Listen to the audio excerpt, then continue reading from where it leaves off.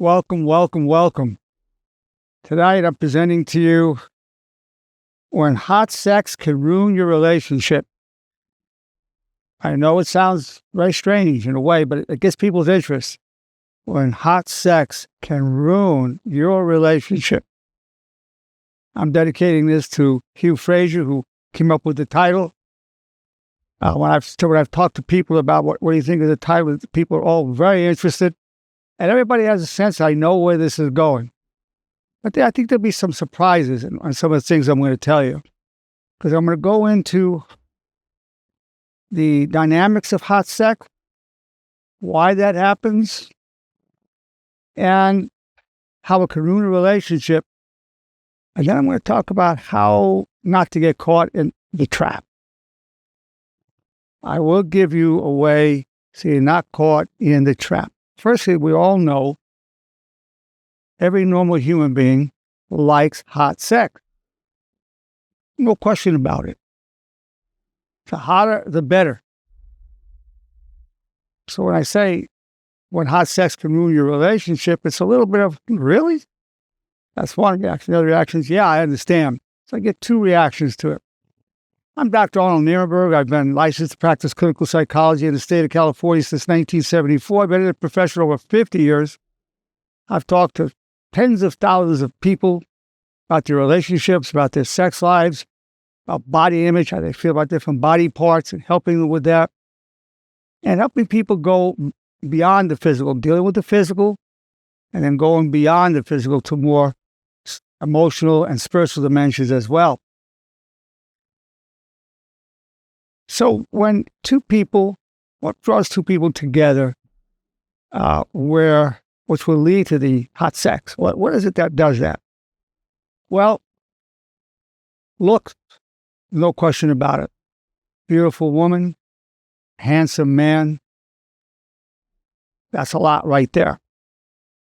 But it's not enough. Then you have personality. So if you have someone that looks really hot, a woman that looks hot and sexy, or a man that looks hot to women, but the personality is not there after a few minutes or a half hour of talking, boring, nothing's going to come up.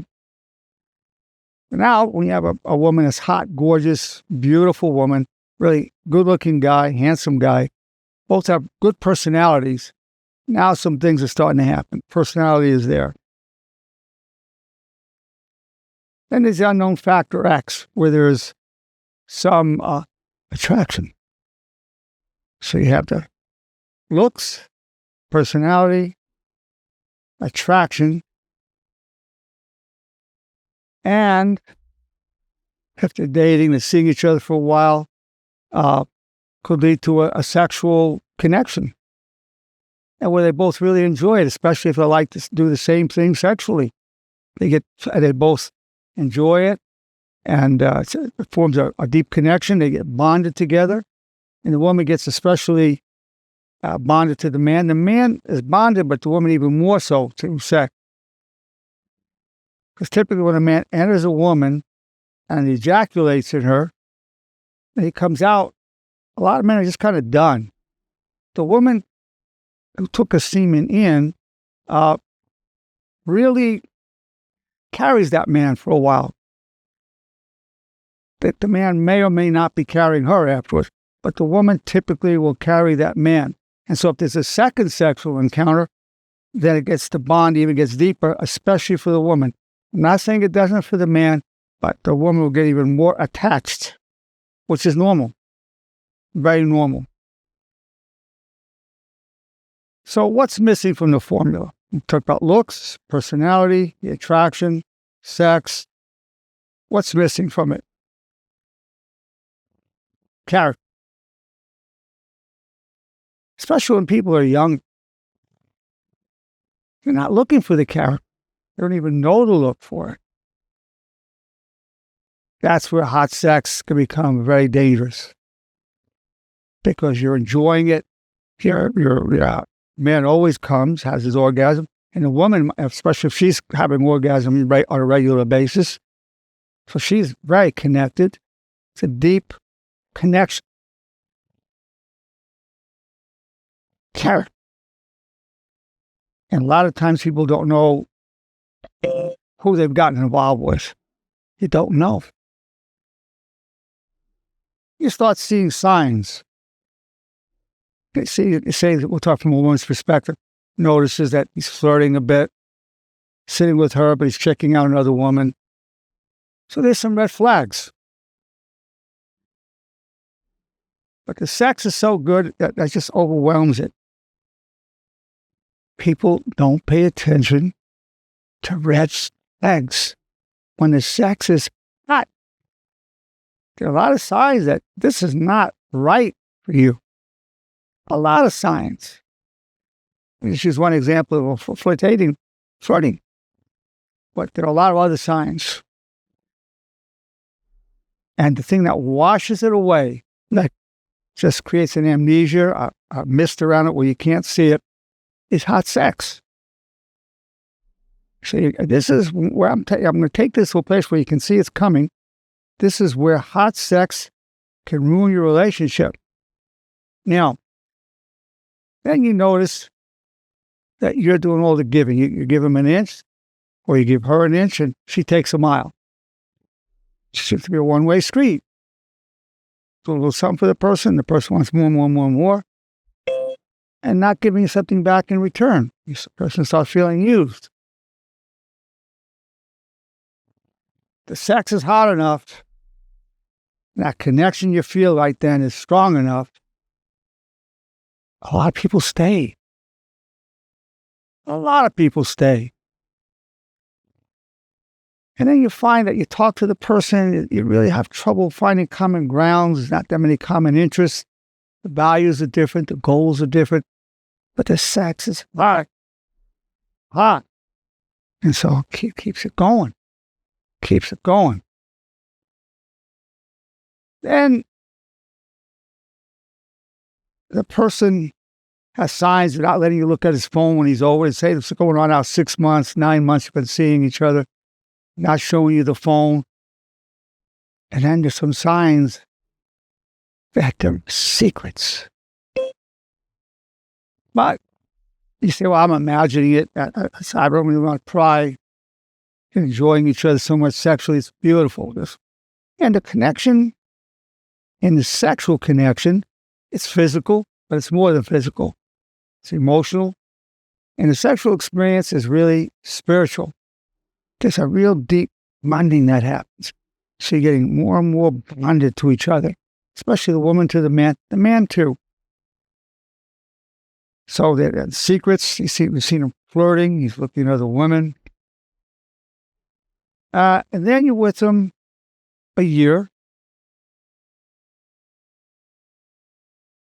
And you feel so attached to him. And you've turned away from all the flags. I know you have. I know you've been through this, many of you. And then you might say something, well, where do you see our relationship going? Then you find, he says, well, he finds one way or another, not to tell you he wants to go towards a long-term relationship, finds one way or another to tell you he's not interested in marriage. I'm never interested in marriage. I don't want kids, and so forth. You find out there was a commitment issue. This guy doesn't commit. Well, what's the problem here? Let me tell you what the real problem is.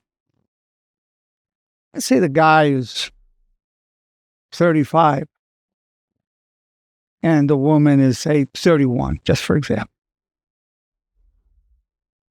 And she has no children. She's never been married. But you as a woman want to have children, family. And you're hoping this would go somewhere, even though there are a lot of signs that it's not. But this is so good. The sex so hot. And he really satisfies you. And satisfies you more than any man ever did. Even more you could ever imagine a man satisfying you. You feel that deep oneness in that. That's a time of true oneness, a sexual connection. Of course, the whole thing lasts maybe 10, 15 minutes, and the rest of the time, you feel a disconnect. So perhaps you can have sex more often. It's just to try to find that connection. Here's the thing for our wonderful ladies. your biological clock is ticking. Yes, it is. Your biological clock is ticking, and you know it is. A 35-year-old pregnancy, at 34, you're 35, it's called a geriatric pregnancy. Dangerous. Your eggs are ready to be fertilized. Many of you are looking for the right man who will fertilize that and then be a partner to you in life. That's what you want, and that's normal. Normal. So his sexual potency is not done. He's 30, he'll be good 40. He could have children 50, even older. If his sperm is good, he can have children later. You can't. 35, it becomes dangerous. It's called a geriatric pregnancy. So here, the hot sex was dangerous for you. He wasted your time. He aged you. He got to enjoy you. It was fun and enjoyed you. And maybe he's looking around somewhere else. You have to understand about men, the psychology, with the genetic makeup. If you bring a cow in heat to a bull, he'll mount her. No surprise. You bring that same cow the next day, he won't mount her, even though she's still in heat. You bring another cow who's in heat to him, he'll mount her. There's a thing to spread the DNA, the survival DNA, by planting the seed in as many women as possible. You're planting those seeds so that your DNA will continue. That's biologically, genetically driven. Every man has that same thing, and that's not just the bull and the cow. Humans have, male especially. Now, the difference between a male and a man, one word: honor. An honorable man will stay faithful. He's not going to give in to that genetic programming. He'll stay faithful, stay monogamous. He may have some thoughts, but he may have some pulls once in a while, but he's going to stay faithful. Two reasons to stay faithful. One is because he's having hot sex with you. And secondly, he's a man of honor. See, now we're talking about third dimension, looks. We're talking about personality, character. Because those looks and that personality, if the person doesn't have character, if that man doesn't have character, or if the woman doesn't have character, there's going to be pain, pain and suffering. The more attached you are, the more terrible a breakup is. The worst thing about the whole dating and involvement is the breakup. It's a heartbreak. When hot sex can ruin your relationship, and there you have it, I just showed you. Hot sex ruin your relationship. So this is the issue. I just outlined to you the issue. Very serious. And it's very common. A lot of 20-year-olds get caught up in this. 30-year-olds. These days, even 40-year-olds can get caught in it. That's why I say to you, it's dangerous, the hot sex. You want to have hot sex? Absolutely. With the right person. Who is the right person? Some of it could be fate, some of it could be accident to find that person. It's also who we are, what we attract to ourselves. Who we are has an attractive thing, who's drawn to us. It's important. To find the right person, you have to be the right person. To find the right person, you have to be the right person. That's key. And if you're not the right person at a particular time, and the sex is hot, it could be very dangerous. Ideally, what you want is somebody you can really talk with and communicate with at a deep level. So you want somebody who's deep. You want somebody who's genuine. You want somebody who's honorable. I'm defining honor as loyalty to your highest constructive values as enshrined in the 4 commands of honor, while seeking to cause no harm emotionally and physically. And the 4 commands of honor, we'll talk about that a little bit later. I've talked about it in many of my lectures. Watch any of my other videos, any one of them, and you'll see me laying out all 4 of them, and you'll see how powerful they are. She wants to be deep, genuine, honorable. And if you don't want to go through pain, you want somebody who's interested in marriage. Not just long-term relation, marriage. That will drive away a lot of people. They just want to have fun, want to have, hook up, have some sex, enjoy it, and just go on. But I know many of you really want a marriage relationship. Now, in terms of talking to you lovely ladies, every man is going to want sex with you. That's normal. Any normal man is going to want sex with you. But you want a man who wants sex and more. He wants to have a real relationship with you.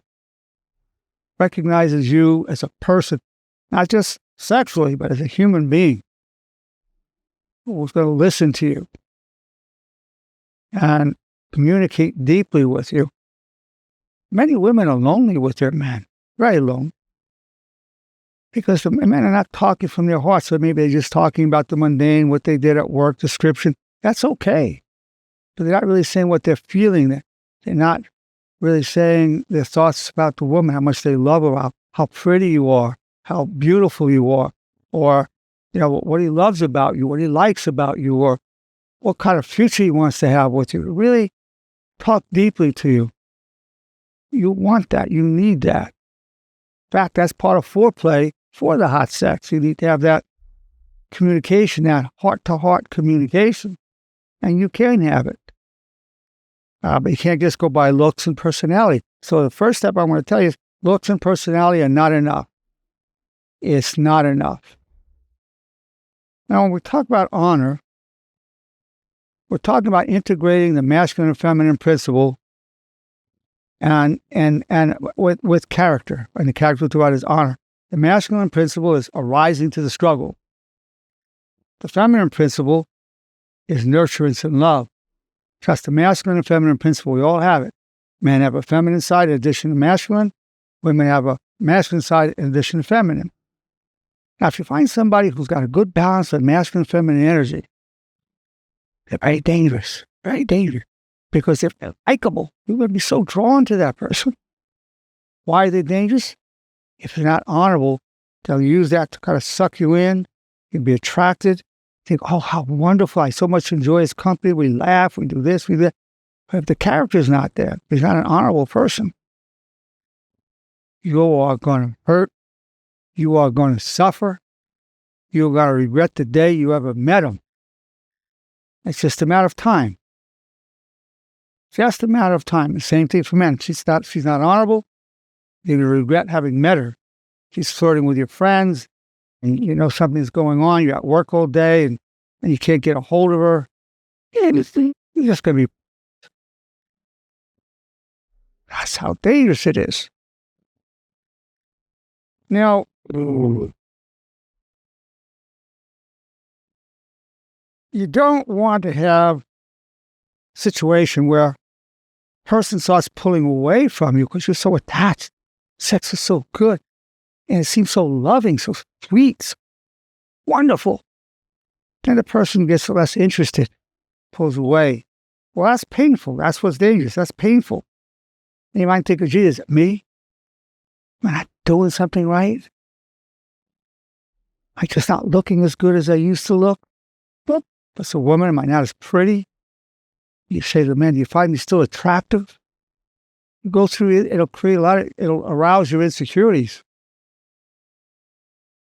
So you don't want your self-respect and self-esteem to depend on that relationship or on your looks or even on what your income is. If you're a man, a lot of times your self-esteem is tied to your money that you make. That comes and goes. The looks come and go. Money comes and goes.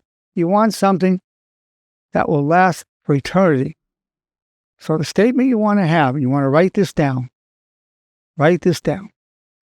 My self-respect and self-esteem depend only on my honor. My self-respect and self-esteem depend only on my honor. I would recommend saying that 3 times a day because you ladies, you beautiful ladies, I know it's tied to your looks, your beauty, your figure, your face. I know it's tied to that for you, and you can't help that. It's been like that for thousands of years. Thousands of years. You want to, at the same time, do your best to get it also attached to honor. Attached to your honor. I haven't fully gone into the 4 commands of honor and the bridge yet. Again, I have that in so many of my lectures. Just watch any one of them. You see me going into all of them. My self-respect, self-esteem depend only on my honor. Here's a key thing. If you're having hot sex, but when you're together, you don't really feel you could be yourself, that's dangerous. You have the right to be who you really are. You have the right to be your true self, as long as the expression of true self is done in a respectfully real manner. That is with kindness, wisdom, respect of boundaries. That's your God-given right. So if you can't be yourself, and you feel you're hiding yourself, red flag, big red flag. Of course, if you're having hot sex, a lot of people put up with it. It's just, I can't wait to have sex again. It's so wonderful. And I understand. It's not going to last because you have to become yourself. As long as expression of yourself in a respectfully real manner. If you want somebody who you have values in common, goals in common, similar humor, these are some very important things. Very important. Not as important as character, as important as honor, but very important. And it could take a while to find somebody who's willing to commit. One way of finding somebody who's willing to commit, to go on these apps or whatever, you put looking for deep, say it's a woman going on the app, looking for a deep, genuine, honorable man for a marriage relationship. The way a person's responding, wants to meet you, they know, well, this person doesn't want just a one-night stand. This person wants an every night stand, the rest of our lives. It's a different story. So the right people come more likely to come around. So remember, ladies, your clock is ticking. You want to have children, you can't waste time. You have to pay attention to red flags. And guys, for God's sakes, be decent. Don't waste a woman's time. Not going anywhere, end it. Don't waste her time. The clock is ticking. Don't waste her time. Second date, third date. Do her a favor and cut it if it's not going anywhere. Don't waste her time. You have time to waste. Your sperm's still going to be good for much longer than her eggs. Don't waste the lady's time. It's dishonorable, and it's really very low, any man that does that. Leading on a woman just because he's enjoying her sexually, but you're damaging her. It's not honorable. And it's bad karma for you. Ladies, on your side, watch for the red flags. Some red flags you can live with, but some you can't. You can't live with a guy who's not going to be faithful. Can't live with a guy that flirting. You can't live with a guy who's keeping secrets. Not going to work out. And it sooner. So this is, I've given you was when hot sex can ruin your relationship. I've really given you the issues, causes, and I've given you a really good approach to dealing with it, the best. So I'm hoping even you young people, your 20s and 30s, can benefit from this and pay a little more attention to red flags. And ladies, keep in mind your clock is ticking. You want to have a family, you want to have children. You want to be able to sort that out real soon. You don't want to wait till you're dating 6 months or a year and then say, where do you see this is going? And the guy says, well, you know what? I don't want to marry anybody. I'm against marriage. My pleasure to present this to you. A great pleasure and a great privilege. I'm 84 years old now. It's taken me a long time to come and understand these issues. It's my pleasure to present it to you to help you not fall into these pitfalls There's somebody that's been doing this for 50 years and walked on this earth over 84 years now. 84 years and 4 days. And I'm going to open up to our wonderful people that are here, our lovely, deep, beautiful human beings. Please, I want you to feel free to ask any question you want, make any comment you want, because other people are going to benefit as much from what you say than from what I've said, because you help normalize people's experience. They say, you're going through this? They've been through it, they feel more normal. People think they're the only ones going through these things, and you're not. Oh, no. Yeah, Hugh always starts off with this, I guess, Hugh. During orgasm, you get a dopamine rush, and you can become addicted to having. Yeah, Hugh was saying during orgasm, there's a dopamine rush, and you get addicted to that. Now, I would say also during orgasm, there's a little taste of a very spiritual dimension. I'm not just talking about when there's sex. I'm talking about especially if there's lovemaking. A big difference. The taste of the infinite, there's a taste of the divine. For those 10, 20, 30 seconds, there is a taste of another dimension where you enter it, your whole body feels it, and there's not only dopamine, but there's an entrance into something beyond the earthly life. That's why people keep going back to it, because it's a transcendent moment, and it leads to afterwards a feeling of satisfaction, contentment, wholeness, even feeling rested from it. So it's a powerful experience, the orgasm. People think it's physical, has a physical dimension, but at its heart, it's a spiritual experience. That's truly what it is. It's an experience of you as a soul. It's a little taste of what the next life is like. That's that dimension. Not just physical, not just emotional, it's a spiritual event. Nerenberg. Yes, who's speaking? Joanne. Joanne. Yes, Joanne. I agree with you. It is something spiritual. It really is. Well, Joanne, you're at an age where you've been around. Yeah. You're not an old lady yet, but you're not a young lady, and you've had a special man in your life, and so it's a spiritual. I think anybody who looks at it honestly will say, honorably, honestly, honorably, and they look at it, they say, yeah, this goes. People like it more than anything. They'd rather have that orgasm with somebody they love. It's even, not just through masturbation. They'd rather have that than eat an ice cream or go to a movie or do this and that, because it's such a upliftment. And it's a taste of something else. It's like a light comes on, and it's beyond the earth's experience, the material experience. You're totally right, Doctor. You are totally right. It's something beyond that. And that's what I want to tell people. It's more than, but people say getting their rocks off, whatever. No. People think it's just a biological urge. No, it is a biological urge, but it's more than that. But it's more than that. It's more than that. Sir, it's well, more than thank you, Joanne. Thank you. Thank you. Excellent. Thank you.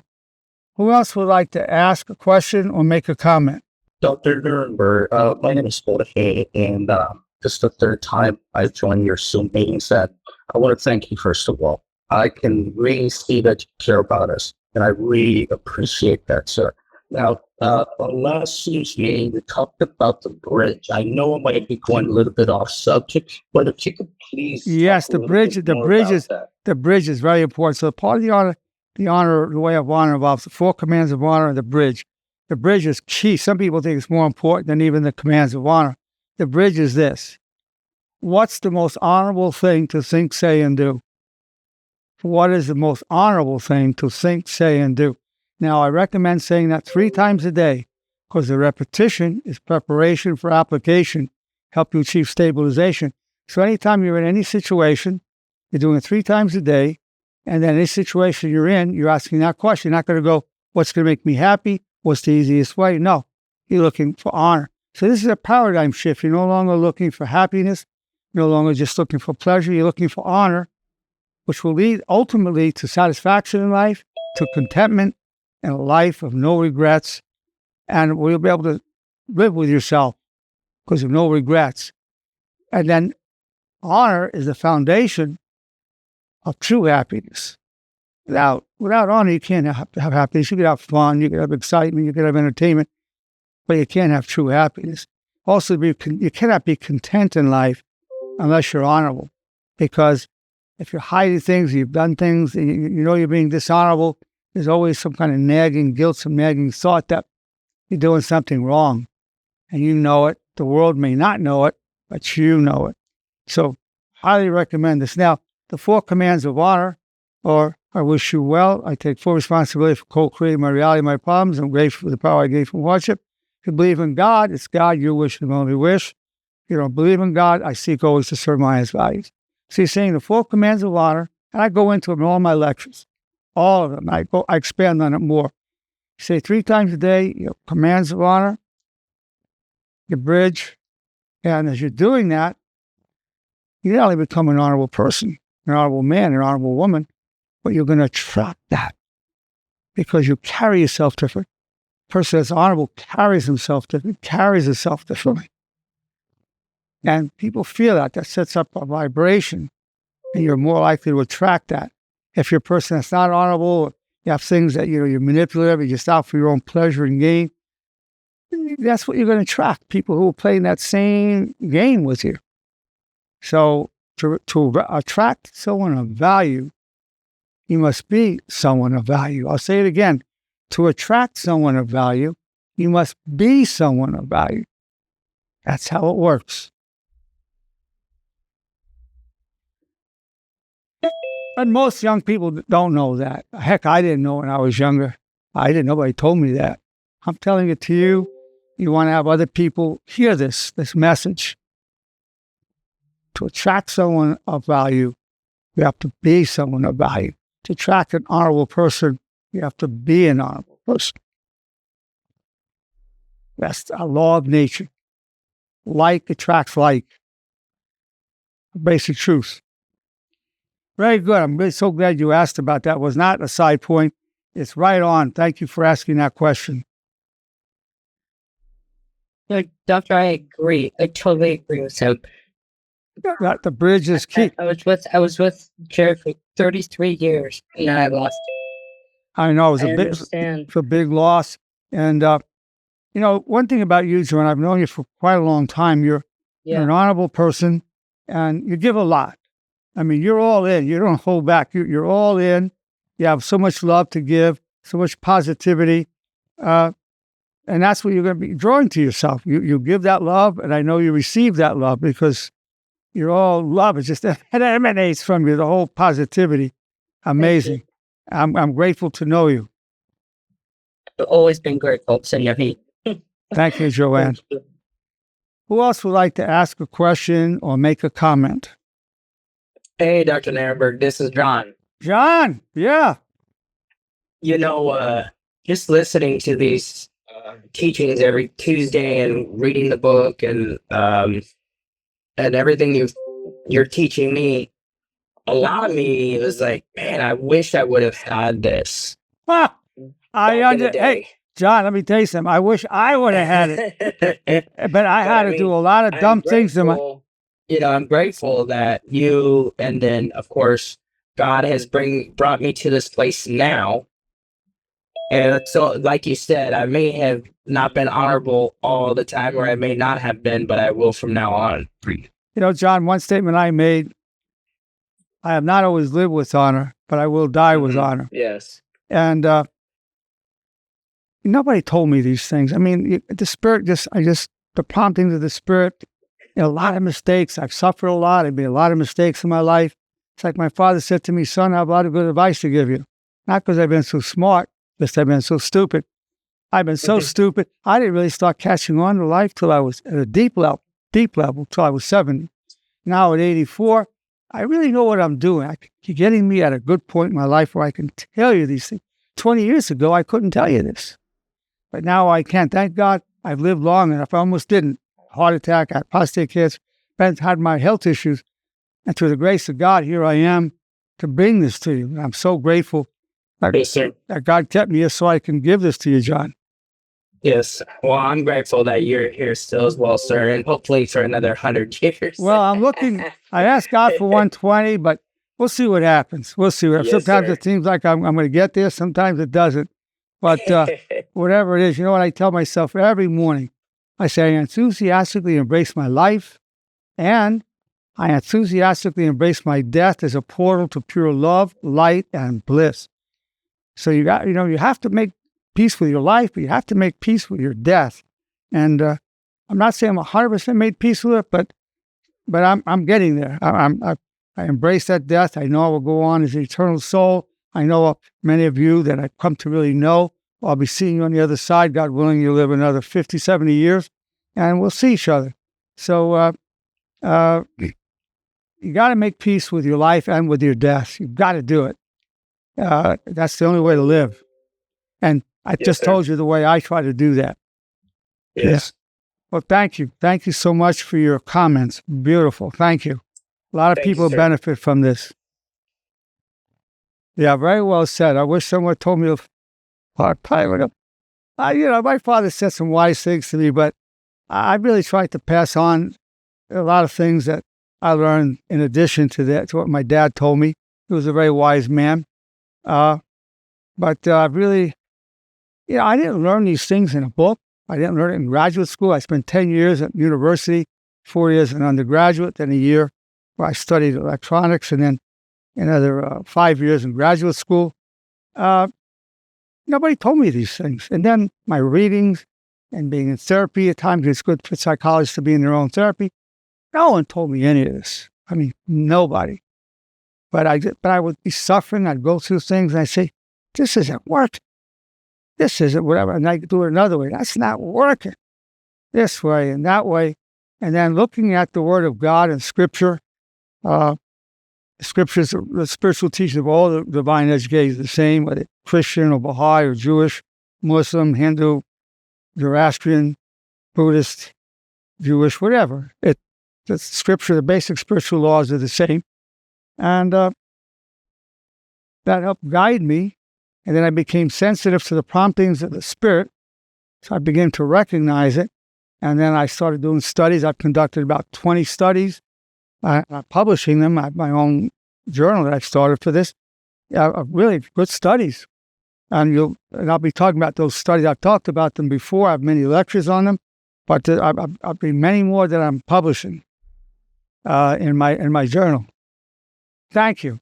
Thank you. So I call this an evidence-based approach because it's not only based on clinical evidence and observation, but on quantitative studies that I've done and that my colleague Bert, nurse practitioner Bert, has done with me, particularly on one study. So this is a great blessing, a great bounty. Who else has anything you would like to ask or say? Nerenberg, this is Anna. Hi. Anna, very good to hear I from met you you. at the coffee shop a couple of weeks ago. Oh, well, yes, Anna, that was, I told your daughter, I said, your mom is so vibrant. She's a real pistol, isn't she? She said, oh, yeah. Yeah, no, you're so alive. I know she's going to Japan now, and yeah. Oh, yeah. Yeah, she's leaving tomorrow. Well, yeah. I said, now you're Cuban? I'm Cuban, yes. Yeah, so you're Cuban and New York. That's a powerful, and I know what Cuban New York is. I'm in New York myself, but Cuban New York, they're powerful people, very powerful. My cousin was a New York Cuban. My cousin. Ah, okay. Yeah, so I know about these women. Oh, you want to mess with that? Oh, no. Oh, thank you so much for everything. I've been on the honor therapy and been watching your videos, and Bert is wonderful too. This time, I've been a nurse for 22 years, and this time that I took off, it's just been wonderful because I've discovered myself. I think I should have done this a long time ago. Well, this is the right time because the material is really well developed now. Yeah. If you've done it 10 years ago, you could be in some therapy and would have benefited, but not like this. This is transformative. Oh, yeah, I'm different now. Yeah, and it's rapid. Yeah. The effect is rapid from this approach. Rapid. I've watched transformations of people within 3 months. Yeah, I'm feeling really much better because I really was burned out. I was just getting to the point where, I'm going to work and I'm just dreading being there, taking care of people and not taking care of myself. I'm always taking care of people. Well, being a nurse is a tremendous service. I have so much admiration and respect. Tremendous. And, Bert and Amber come from that background, the nurse practitioners now. I really I just respect that so much. There's such a caring that people come with from that profession. But I see so many people who are just burned out. They work there. Maybe it's because of the work overload. Maybe it's because they some supervisor or colleagues just harassing them, or there's some injustice going on. And it's not just the depression and the anxiety and the panic attacks that people need out. They burn out. They just say, I can't take it anymore. And my health is going. My relationships are going. My kids don't know me. My spouse doesn't know me. And that burnout. And that's really the main reason, more than the anxiety and the depression, because people work with anxiety and depression. But burnout, I've had patients would pull up to work, couldn't even get out of their cars. I just can't go in. Or pull up to work, they get a panic attack. Or they get up in the morning, the thought of going to work, they get a panic attack. This is a wonderful thing on the American Disability Act, where people get time out, get some money coming in, good money, not as good as when they were working, but good money so they can get by and receive this wonderful program that we have with Amber and Bert and myself. I mean, it's a beautiful, beautiful opportunity. And it's, for many people, it's a once-in-a-lifetime experience. So I know you're treasuring the time that you're having to do this. I'm really enjoying this time. I'm getting to know myself. It's something I've always done things for myself, but this personal time, no, I've never taken it. No. But when I met you, you look fit. You look like you work out. I do. I've been working out since I was 17 and I'm 55. Yeah, I've been working out for 7 years since I was 14. I started 3 years before you. So, yeah, it makes a difference. It makes a difference. Oh, big time. The way you age. Yeah. Big time. Yeah, well, listen, it's a pleasure to see you. I recognize you right away from the time that we met in the Gaucho, what was it? Gaucho coffee shop. Yes. Yeah. Yeah. Great. Yeah, I love the coffee shop. Oh, that's a good one. Mm-hmm. I get cappuccinos, decaf cappuccinos there. Yeah, they think they do coffee. Well, thank you. Well, nice saying hi to you. Nice to see you again. Nice to see you too. Well, it's been my pleasure, truly, and my privilege to be in your presence and to present to you When Hot Sex Can Ruin Your Relationship. I could have called it When Hot Sex Can Ruin Your Life, more than your relationship even. Thank you so much.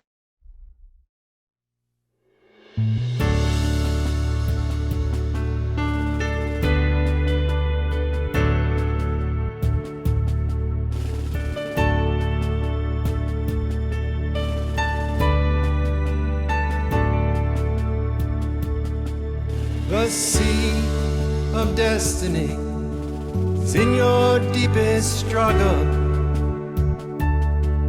God's will and mine be one, and I wish you well. You are co-creator, respectfully real. There's a way in the valley that turns weakness to steel. We're known through all eternity, from strife we gain power, clothed in grace and love, disciples of honor. All the days of our lives refuse the way of shame. We wish nobody harm, have no one to blame. Your high calling will be done, and pure eyes now glow. In darkness crave the good, like waters from the desert flow.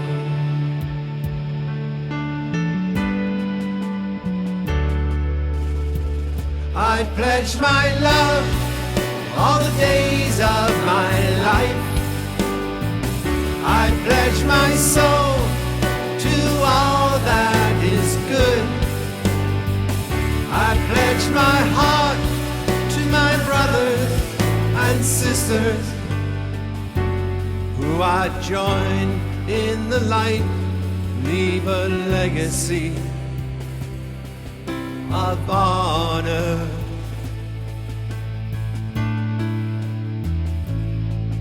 We're known through all eternity. From strife we gain power, clothed in grace and love, disciples of honor. All the days of our lives refuse the way of shame. We wish nobody harm, have no one to blame. Your high calling will be done, and pure eyes now glow. In darkness crave the good, like waters from the desert flow.